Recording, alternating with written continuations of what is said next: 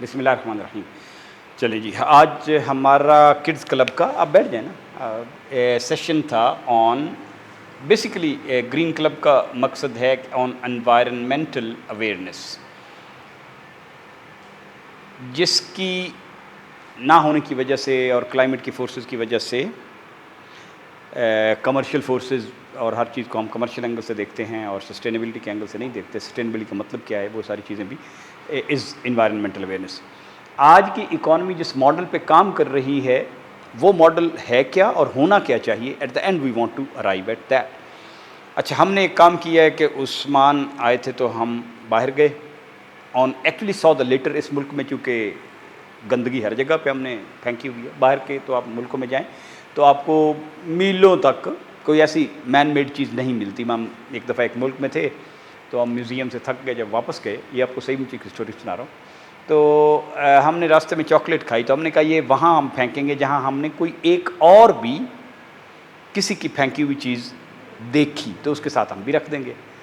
Through out हम चलते रहे अबाउट 1 आवर, कोई 1 आवर में कोई हम 3 किलोमीटर तो चले, हमने एक भी चीज़ नहीं देखी। होता ना सिगरेट का छोटा सा बट, यहाँ पे हम आए और we entered prime minister office, और पहले 100 मीटर में तकरीबन 10-12 सिगरेट के बट टूटे हुए पड़े थे, क्योंकि आप अपने पुलिस वालों से अगर 12-12, 18-18 घंटे ड्यूटी लेंगे तो वो ज़ाहिर वो नशे भी करेंगे और वो चीज़ें फेंकेंगे और आपका कोई सिस्टम भी नहीं है। पूरा मुल्क गंदा किया हुआ है क्योंकि हम ये नहीं, और प्लस लॉट्स ऑफ वेस्ट। और ये हमारा मसला नहीं है, ग्लोबल मसला भी है। तो हमने ये देखा कि मुख्तलिफ़ चीज़ें हम लेके आए जो आपने यहाँ पे रखी हुई हैं। इनमें क्या क्या है, कंक्रीट भी है, शीशा भी है, कार्डबोर्ड का टुकड़ा भी है, चाक भी है, रिबन का वो टेक्सटाइल मटेरियल भी है जिससे रिबन्स बनती हैं। ये जो हम फ़िज़ी ड्रिंक्स पीते हैं, माशरा बहुत ज़्यादा पीता है, 7 अप वगैरह। आगे जो बिस्किट की रैपिंग भी है, आगे क्या है, स्टाइरोफोम है, फिर कागज़ भी है, स्पॉन्ज भी है, स्पंज जिसके साथ हम वॉशिंग करते हैं। ये एक दूसरा हमारा जो व्हील होता है, ग्राइंडिंग व्हील का टूटा हुआ टुकड़ा भी है, ये एलुमिनियम फॉयल है, ये पैनाफ्लेक्स जो हम लिखते हैं तो पैनाफ्लेक्स के पीछे जो कपड़ा चीज़ होती है वो है, और एक रस्सी है जो कि तकरीबन नेचुरल मटेरियल की है, जूट और कॉटन की बनी हुई रस्सी है। अब हम ज़रा कंपेयर करेंगे कि हमने जो एस्टिमेट किया वो 3 बंदों ने किया, ठीक है ना। उनमें से 2 जो हैं वो ग्रेजुएट हैं, मास्टर्स हैं, और एक बच्चा जो है, आप किस क्लास में? 6 में। तो उन्होंने अपने गैस से किया, तो गैस भी करना चाहिए ना। अच्छा जी, अब आप मुझे बताएंगे कि how close we are to the thing. Concrete chip, आपने कितना फैसला किया इसका, अब आप बताएंगे quickly. Concrete chip is 500 year, ये है thousand of years. Glass bottle, glass 1 million years. Imagine करें हम कितना दूर हैं। Styrofoam 500 years. स्टाइरोफोम 500 ईयर, जो हम समझते हैं कि बड़ा आसान सा है, ठीक। पैनाफ्लेक्स की sheet 500 years. Sponge foam 500+ years. Biscuit का जो रैपर जो आमतौर पे आप खा रहे होते हैं मुख्तलिफ बिस्किट्स, और उसके, हाँ ये आपको ठीक है, 400 to 1000। प्लास्टिक की बॉटल जो हम बहुत ज़्यादा यूज़ करते हैं और फेंकते हैं, ये इन्होंने लिखा है कि सॉफ्ट ड्रिंक की बॉटल जो है ये 500 ईयर तक हो जाती है। इसमें आपने ओवर एस्टिमेट किया। एल्युमिनियम फॉयल जो रैपिंग फूड में यूज़ होती है, नो इट्स 200 to 500 ईयर्स। इनका अंदाज़ा ये है जो मैंने अभी AI से, ऑथेंटिक AI से थोड़ा सा पूछा। रिबन, वो जो सिंथेटिक रिबन है जो गिफ्ट और डेकोरेशन पे यूज़ होती है,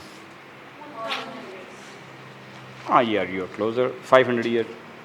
कार्डबोर्ड यूज फॉर बॉक्सेस, हाँ ये ठीक है, विद इन 1 ईयर, 3-1 महीने इसमें लिखे हुए हैं, क्योंकि उसके नेचुरल मटेरियल बहुत ज़्यादा होता है ना। हमने नेचुरल मटेरियल नहीं लिया क्योंकि नेचुरल मटेरियल तो बहरहाल उसका हिस्सा बन जाएगा, वो नेचर का है। चाक, ठीक है। ओके, जूट एंड कॉटन रोप, नहीं इन्होंने कहा कि अब ये नेचुरल मटेरियल है और ये गल जाएगा, ठीक है ना। अब ये सारा डिपेंड करता है, क्योंकि केमिकल रिएक्शंस हैं। केमिकल रिएक्शन डिपेंड करता है किन चीज़ों पे? एम्बिएंट कंडीशंस पे, वहाँ मॉइस्चर कितना है, वहाँ हीट कितनी है, डायरेक्ट सन का एक्सपोजर कितना है, और इस किस्म की चीज़ों पे। लेकिन हम एक एवरेज ले रहे हैं कि हम जो जैसे बाहर हम फेंक देते हैं, तो jute and cotton is less than a year and that's all. इससे जो नतीजा हम निकाल रहे हैं वो ये है कि आज की इकॉनमी इस मॉडल पे काम कर रही है, टेक, मेक, वेस्ट, कि चीज़ लो, बनाओ और फेंक दो। क्या नेचर भी इसी तरह काम कर रही है? नो, नेचर इस तरह काम नहीं कर रही। नेचर ने कोई भी चीज़ लेके उसकी बॉडी बनाई, तो वो बॉडी फिर किस तरह डिसइंटीग्रेट हो जाती है वापस, और फिर रीयूज़ हो जाती है, अगली फसल आ जाती है, अगली फसल आ जाती है। चाहे आप पहाड़ों का बनना लें, या सॉइल या पौधे का बनना लें, या ह्यूमन बॉडी लें, तो आखिर में वो सारी चीज़ ज़मीन में चली जाती है। या बिगर साइकिल्स लें, फॉर एग्जांपल आप कार्बन साइकिल लें, आप नाइट्रोजन साइकिल लें, आप वाटर साइकिल लें, तो नेचर टेक मेक वेस्ट नहीं करती। क्या करती है? Recycle, recycle, recycle, recycle. ठीक, तो ये हम आमतौर पे पढ़ते भी रहते हैं ना कि हमें चीज़ें रीयूज़ करनी चाहिए, और क्या क्या पढ़ते हैं? रीड्यूस करनी चाहिए और रिसाइकल करनी चाहिए। ये तीन जो री है ना, रिड्यूस, रीयूज़, रिसाइकल, ये अब तीन नहीं है। ठीक है, दुनिया ने नतीजा निकाला है कि इन तीन से हमारे मसाइल हल नहीं होते, इंक्रीज़ होते ही रहते हैं। तो these three have come to almost 7 और 9 और वटेवर, वो हम कल डिस्कस करेंगे। और इसको कहते हैं, इस इकॉनमी के मॉडल को कहते हैं एक linear take make waste model, और ये जो नेचर इंस्पायर्ड मॉडल है इसको कहते हैं सर्कुलर इकॉनमी।